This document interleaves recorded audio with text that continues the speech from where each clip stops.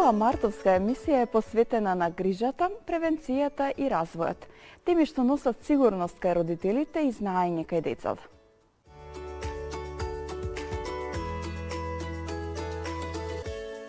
Раното откривање значи на времена помош. Доктор зборува за значењето на редовните прегледи и вниманието уште од најрана возраст. Информации што охрабруваат и едуцираат.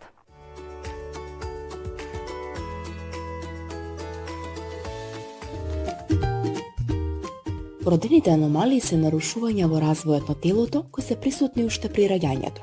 Настануваат за време на развојот на ембрионот или фитусот во текот на пременоста, кога некој орган или дел од телото не се развива правилно. Можат во различна мера да влијаат врз здравјето и функционирањето на организмот, а денес се фокусираме на две различни вродени аномалии и нивната санација. Најчесто кога пластичен хирург се заќаваме со кога доаѓаат родители со деца од вродени аномалии, најчесто тоа се некои конгенитални аномалии на шаката или конгенитални аномалии на устната и устното непце, да кажеме ситуациски. Често се зајаваат ваквите ситуации, може да кажеме дека бројката ја гледаме поретко сега веќе, често е тоа резултат на тоа што овој третман е мултидисциплинарен, тука вклучува и максилофацијални хирурзи. Најчесто се јавуваат со полидактилија, синдактилија, расцепи на устната или пак некоја конгенитална аномалија на самата ушна школка, да кажеме. Најчесто овие аномалии кои што се забележливи, тоа сепак е прашање најдобро до гинеколозите кои што водат самата бременост кај таа жена. Некои од нив се забележливи дури во самата додека се поставени интраутерино самиот плод дека е поставен, може да забележи дека некој развој не оди како што треба. Меѓутоа тоа го станува врз некој поголем развоен деформитет кој што го има во кај самиот плод. Веднаш после раѓање деформитет се забележуваат, така да веднаш по самото раѓање веќе родителите ги фаќа некоја паника и токму таа причина не би како порака нека би било да не ги фаќа веднаш паника во однос на третманот, туку да се бара начин на кое место да се јават и каде да се направи третман на нивното детенце. Расцеп на непцето настанува кога непцето во устната празнина не се спојува целосно за време на развојот на плодот во бременоста. Се создава отвор или процеп на непцето, а подоцна може да предизвика потешкоти при хранење, говор и развој на зъбите. За среќа, денес решавањето на оваа состојба е брзо и лесно. Станува збор за најчесто по она што е литературата што кажува дека имаме 1 од 600 раѓања или 700 раѓања на вроденчиња се раѓа со расцеп на самата усна или пак на горната усна или пак на устното непце, да кажеме комплет, каде што веќе имаме диструкција на самата носен ходник, носниот пот. Како и овој третман најчесто третманот е од пластичен хирург заедно со максилофацијален хирург, меѓутоа се почитови пациенти ги третираат точно максилофацијалните хирурзи и тоа во први месец од самото раѓање и понатаму третман продолжува со третман на говор кај тоа дете, бидејќи често се случува да имаме пореметена фонација, изговарање на самите зборови и звук на призборување, токму таа причина се вклучува и понатаму третман и од други специјалисти кои се помагаат во третманот на оваа аномалија. Операцијата е сепак комплексна операција, бара голема реконструкција и токму таа причина можеме да кажеме како соработка со максилофацијалната хирургија кај нас е на едно високо ниво, имаме добра соработка за третман на овие деформитети. Вродените аномалии на шаката опфаќаат нарушувања во развојот на шаката кои се присутни уште при раѓањето. Настануваат за време на развојот на плодот во бременоста кога коските, прстите или другите структури на шаката не се формираат правилно. Освен нарушен естетски изглед, влијаат и на функцијата на шаката, односно способноста за движење и фаќање предмети. Аномалиите на шаката генерално се најчесто ние кои што викаме синдактили или споени прсти, се јавуваат и на шаката на некогаш на стопалото кај тие исто дете може да се јави како резултат на некој синдром кој што е развиен кај ова детенце. Аномалиите може да во однос на полидактилија или прекоброен прст кој што се јавува или пак дупликација на самите прсти, така да овие аномалии барат третман во почетните години на самиот развој на малото детенце, бидејќи развојот во моториката влијае понатаму во однос на тоа како ќе функционира таа шака, меѓутоа потребна е добра, да кажеме, проценка кој прст ако е прекуброен, некој што е функционален, а не аксесуарен или дополнителен, ако стане за синдактилија, на кој начин се направи таа реконструкција за да нема оштетување понатаму на тие васкуларни невроваскуларни структури, со цел да имаме една добра функционалност на самиот прст. Многу често ова прашање добиваме од родителите, не е тука грешка на родителот или да ги вина да си бараат во себе, станува збор некоја развојна аномалија која што да, имаме генетски предисходици, меѓутоа имаме и надворешни влијанија во текот на бременоста, да кажеме, така да не може да си бараат вина во себе или во некој од нивните родители како заради тебе го има тоа или заради тебе се случило ова промена кај нашето детенце, меѓутоа да кажеме дека генетиката и надворешните фактори во делот на времето се клучни за развој токму на вакви невродни аномалии кај самите деца. Нашата порака е да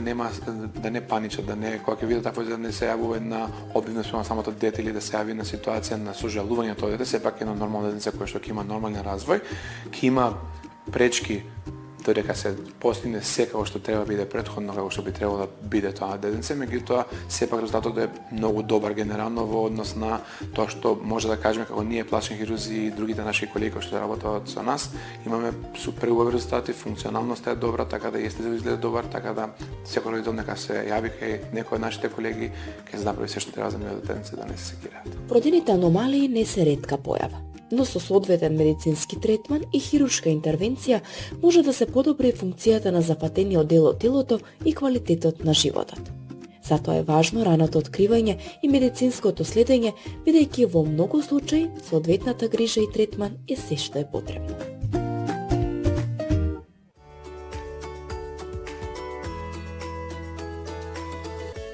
Шахот ја развива логиката, трпението и стратешкото размислување. Игра што ги учи децата да планираат и да носат одлуки.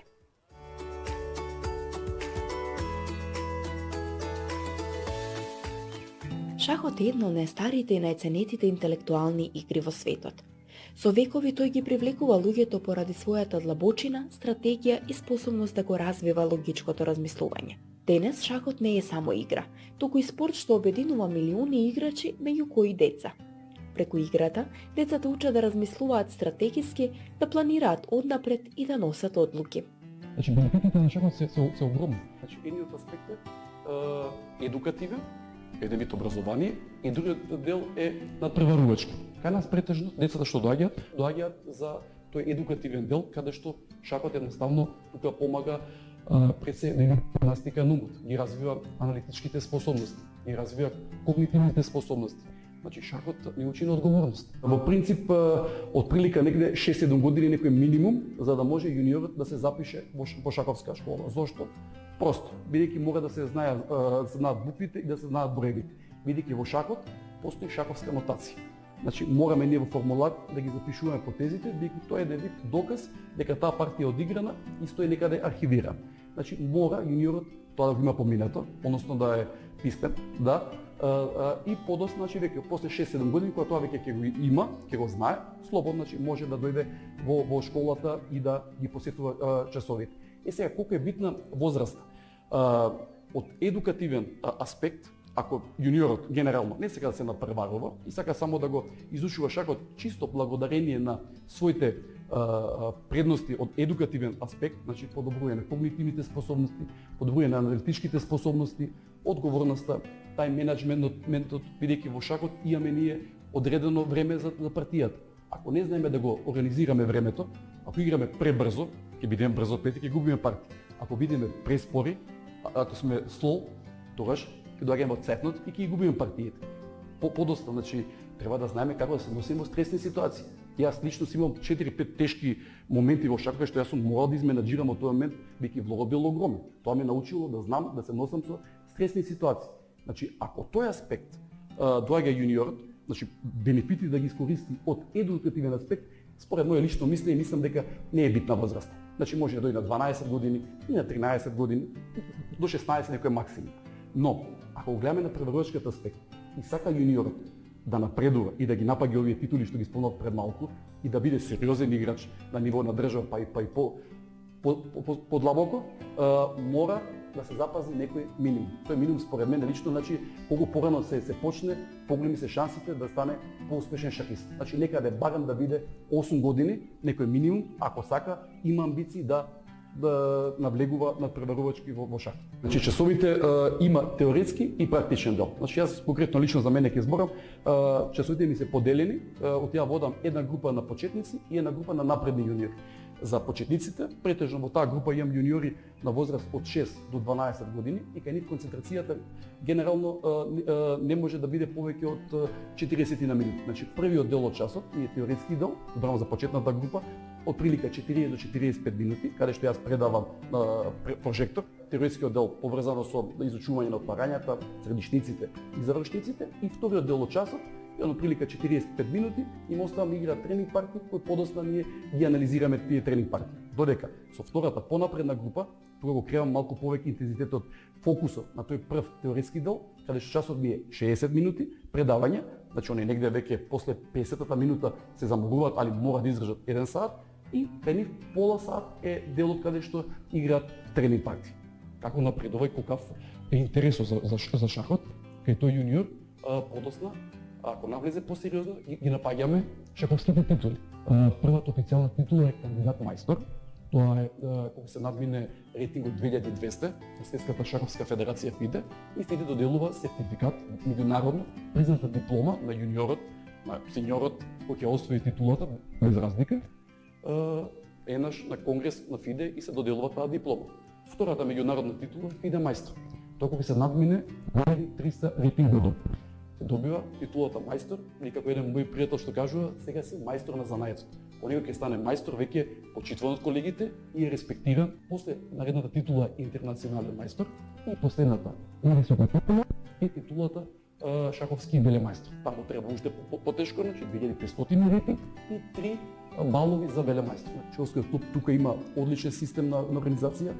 За недобрите јуниори има селекција, се организираат дополнително кампови, значи за селектираните најдобри јуниори од групите на ШК Алкалит и тие јуниори веќе се спремат на индивидуалните јуниорски шампионати на Македонија да настапат и да се борат за едно од најдобрите 3 места. Ние претходната година како шаховски клуб Алкалит имавме 5 индивидуални шампиони по категории, имавме 3 екипни шампионски титули на ниво на лига јуниорска.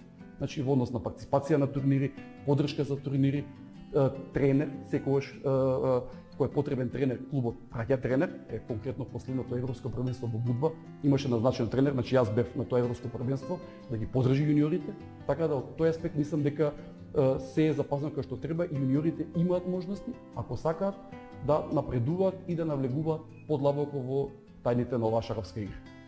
Конкретно тука е Давид Атанасовски, можам за него лично да спомнам, значи ја го викам дете шампион, дете шаховски звер, значи со најпозитивни критики, значи он тренира година и пол шах, од кога научи шах да игра, значи за година и пол он стана државен шампион на Македонија, пред неполни 2 недели стана градски шампион на Македонија и освои супер бергер турнир малиот Витес. Значи за година и пол правилата викаат година и пол до 2 од се поминат основните работи, а он за година и пол до 2 скоро сите можни титули ги освои во држава.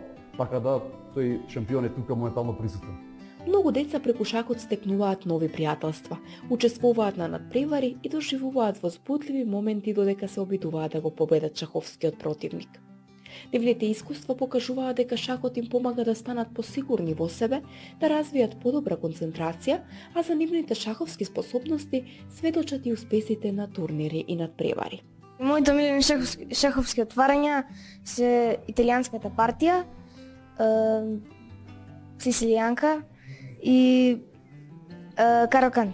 Јас сум го освоил државното првенство на Македонија до 10 години. Сега го освоив и градското првенство и во Куманово има уште многу турнири. Тешко е, многу треба вежбање, 3-4 сати дневно, ама сега го навикам ја. На сите надпреварувања ривалите се појаки и ако во групата нема доволно адекватни ривали, нема да бидам толку спремен и за тие на турнирите, бидејќи таму сите се доста спремни. Мислам, среќен сум нормално кога ќе победам, но не ми е проблем ни да изгубам, бидејќи кога ќе изгубам од грешките учам и во секоја следна партија се дополнувам. Па нормално на почетокот во првите 2-3 години знаев понекогаш да се изнервирам многу, но со текот на времето се учи се. Мене цел ми е да бидам првак на Македонија. Шахот може позитивно да влијае на развојот на децата и да им помогне на забавен начин да стекнат корисни вештини. Токму заради тоа останува една од најценетите интелектуални игри и продолжува да ги привлекува љубителите на стратегијата широм светот.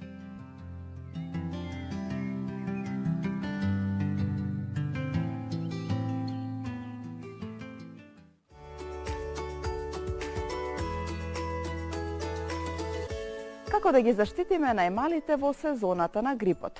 Доктор дава практични совети за превенција и грижа.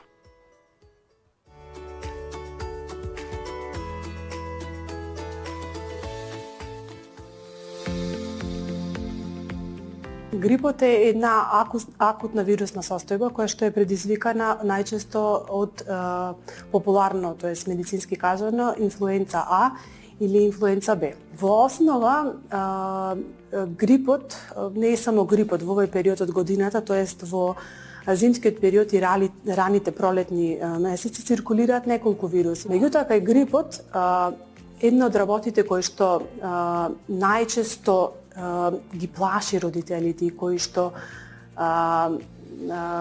за кои што најчесто доаѓаат во нашите амбуланти е многу високата температура, тоест одлика е наглиот почеток на таа температура. Децата најчесто се високо фебрилни, викаме ние, значи со температури до 40 степени и во такви ситуации тоа треба да се третира или да се лекува. Прва линија за лекување се антипиретиците, тоа е средствата за симнување на температурата. Најчесто поставувано прашање е исто. Колку антипиретици, кога, на која температура, колку често, дадовме пред неколку часа, уште температурата е висока. Секако немаме ние некоја јасна граница на која температура да се даде антипиретик и советуваме на родителите првенствено да ја пратат општата состојба на детето. Зошто? Затоа што некои деца можат добро да толерираат температури до 39 степени и сосема да можеме да го одложиме моментот на давањето на антипиретикот. Сето тоа го сугерираме намерно, нели знаеме имуниот систем му е потребно, значи таа температура е добра практично, ние велиме. Тоа е начинот да се стимулира одбраната, тоест на тој начин делува имунолошкиот систем и тие клетките кои што се поврзани со одбрана леукоцитите така делуваат и имаме можност тие да имаат максимален ефект.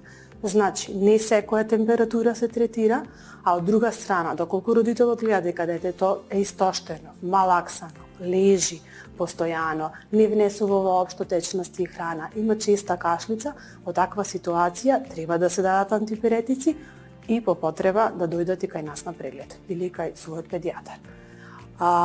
Меѓу симптомите на грипот секако оди со кашлица која што знае некогаш да биде тешка, истоштувачка. Исто така, потребно е следење во таква ситуација на белодробниот аускултаторен наод. Значи, ние велиме клиничко следење. Значи, да не се брза прерано на доктор, меѓутоа не да се остави детето така дома, доколку состојбата не се подобрува за неколку дена. Грипот како таков знае да трае и до 7 дена, 5 дена, знае да има некој бифазен ток на температура, ние велиме што значи тоа бифазен, значи неколку дена има температура, после спаѓа температурата за по 2-3 дена, повторно да се јави. И исто, во таква ситуација потребна е клиничка процена и следење. Да, докторот процени дали има потреба за анализи, дали нешто плюс треба да се вклучи и дали има знаци за секундарна бактеријска инфекција. Помеѓу симптомите се навраќам, бидејќи спомнав респираторни симптоми, често знае грипот да има општи симптоми во смисла малаксаност, главоболки, болки во коски мускули. Често сега периодов имавме доста деца и со повраќање и диарија, значи сите тие се додека симптомите се умерени, нема простор за паника.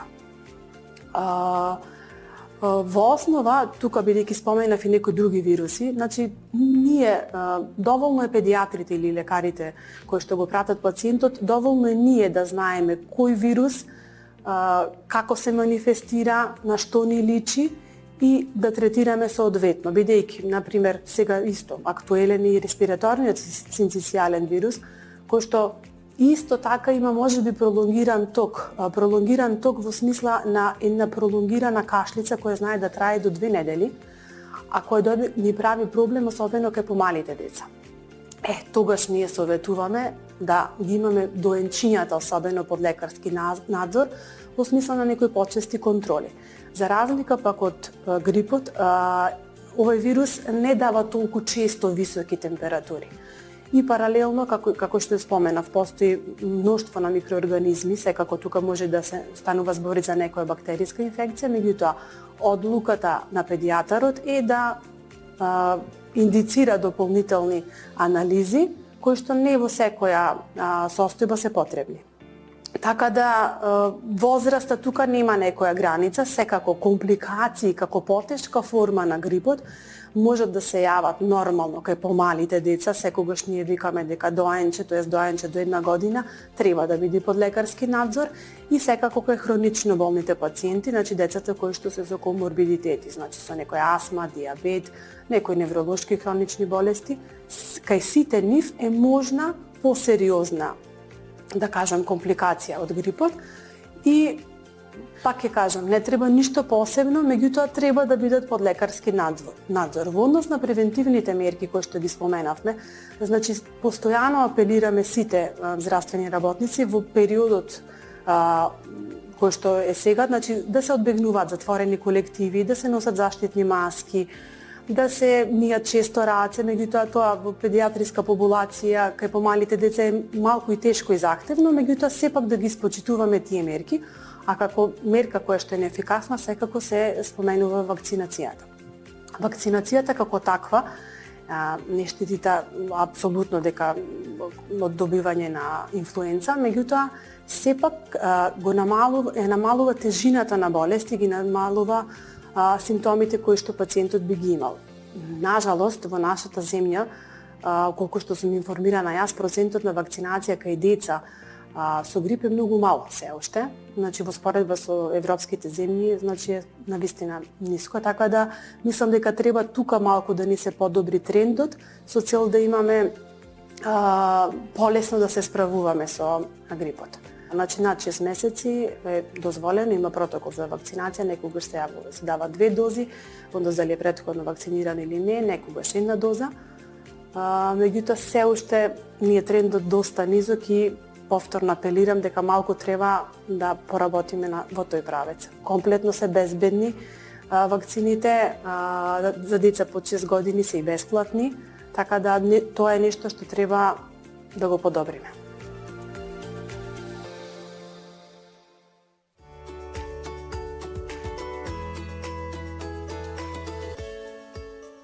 Имаме инспиративно дружење со соговорник кој со едноставни зборови зборува за важни животни вредности и одговара на прашања кои секој родител би требало да си ги одговори како подарок за своето дете.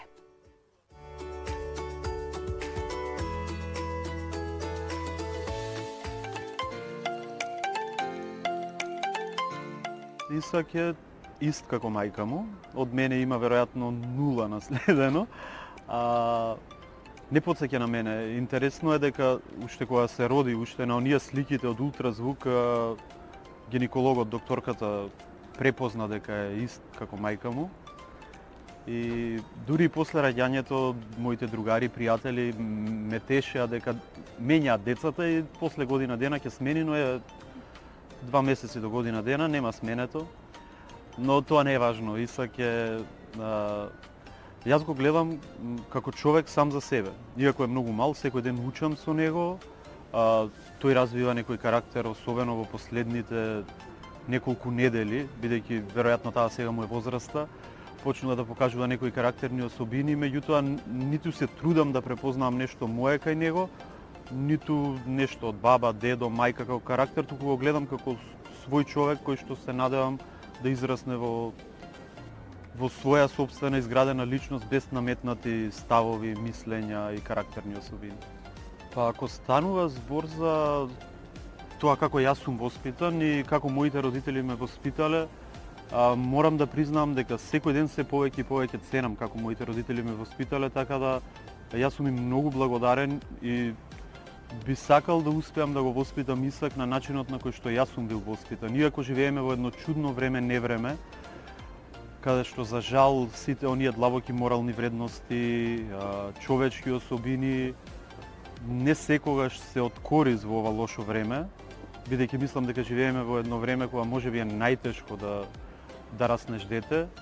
Иако не знам, не би можел да кажам, мене ова ми е прво дете, јас сум млад, не знам како било порано, но според тоа што го слушаме и што го гледаме од порано и особено тоа што се случува моментално околу нас, екраните, телефоните, војниве, целата технологија, накај движи светот на вистина. Јас мислам дека секоја вечер легнувам со мислата каде ќе расне ова дете и како треба јас да го воспитам и израснам за да може да се избори со овој суров свет, а при тоа да остане добар човек. Немаме некоја генерална рутина поради мојата професија, бидејќи јас некојаш сум напробувал сабајлечки, некојаш попладне навечер играм представи, друг ден немам представа, така да рутината е нарушена заедничката, иако се трудиме тој да има рутина, тоа повеќе мајка му се труди. Но генерално Исак се буди со мене, бидејќи ја малтретира мајка му цела вечер, станува често за цицање, не спие. Јас пробувам да помогнам околу тоа колку што можам, но тоа што најмногу му треба во текот на ноќта е мајка му, бидејќи цица. Така што стануваме заедно јас и тој, тоест ме буди со едно та и по некој шамар лета тука. Или за косата ќе ме грабне, се будам, го земам, ја оставам на мама да се наспие. И си одиме, јас и тој во трапезарија, му правам доручек, јадеме, си играме и после саат и пол ќе стане мама, па го презема и така. Иако има дупло повеќе обврски со дете, се чувствувам многу попродуктивно. Бидејќи најверојатно притисокот дека мораш да завршиш се, дека ништо не можеш да оставиш за после, дека не може сега да седиш, да скролаш на телефон или да гледаш некоја серија или да си пиеш кафе лабаво со другарите, бидејќи после има време да се заврши, нема време, Исак е тука, има своји потреби и така мора да брзаш да ги завршиш сите обврски и тоа сватив дека ме прави дури попродуктивен. Но најверојатно тоа е спиењето, да, кога најмногу сакаш да спиеш, а тој не сака, а тој е главен и тоа е тоа. Бев присутен на самиот пораѓај и бев буквално во шок од емоции и мислам дека дури после неколку дена сватив што се случи.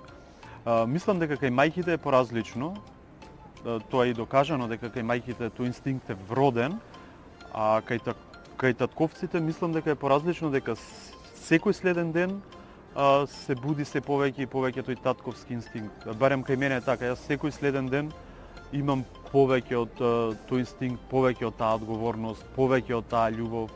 И дури сум се прашувал до каде ова може да оди, пошто сега во моментот е бесконечно. Ама секој ден се повеќе и повеќе расне. Така што првиот ден бев во шок, вториот ден бев во шок, третиот ден веќе почнав да сваќам што се случува, се вратија дома, но си требаше некое време за реалноста да ми легне, ете така да се изразим. Постојат сега многу нови, модерни начини на воспитување. Најдобро е родител да биде пријател со сопственото дете. Јас сум бил и се уште сум пријател со моите родители, меѓутоа дозата на респект и почитување секојаш мора да постои тука. Исак би требало да ме слуша, но не да ме слуша бидејќи тоа е некаква закана или јас сум некој страшен авторитет над него. Би сакал да ме слуша затоа што сме пријатели и затоа што има некаква почит изградена спрема мене од целиот минат однос. Така што би сакал да бидам пријател со авторитет. Ма најголемата задача за еден родител мислам дека е да изгради своја самостојна добра личност, како што и претходно спомнавме. Мислам дека тоа во ова време, како што реков, е многу тешко и многу потешко од што било порано. Но тоа е веројатно најголемиот успех за еден родител да изгради цврст, стабилен, свој човек, кој при тоа ќе биде добар човек.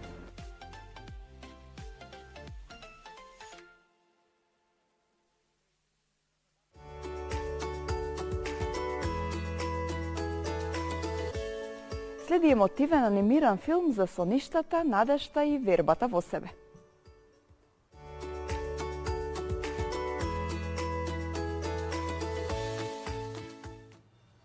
Жилба е магичен анимиран филм на студиото Дизни, кој ги потсетува децата и возрастните на силата на соништата, надежта и вербата во себе. Приказната не носи во волшебното кралство Росас, каде што младата и храбра девојка Аша открива дека не секоја желба треба да биде задржана или контролирана.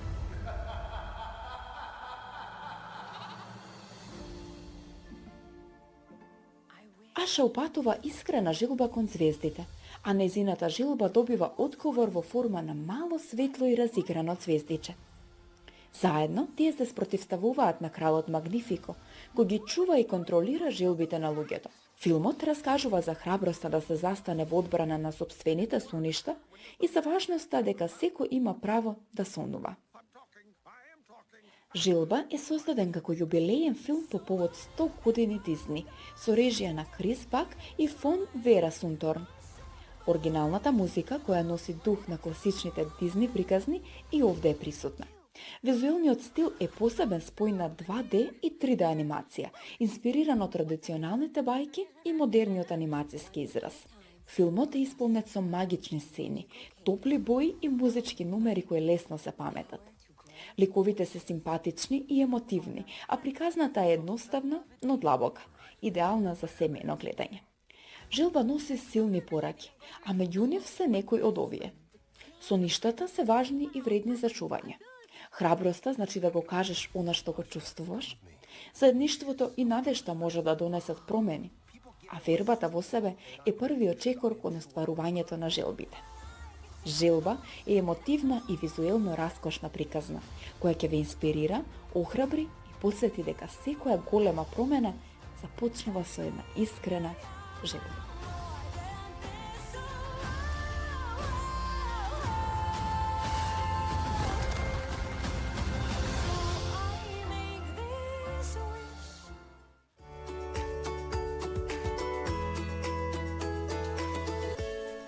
Секој дете носи свет во себе. Нашата задача е да го негуваме. Останете со Се за немалите.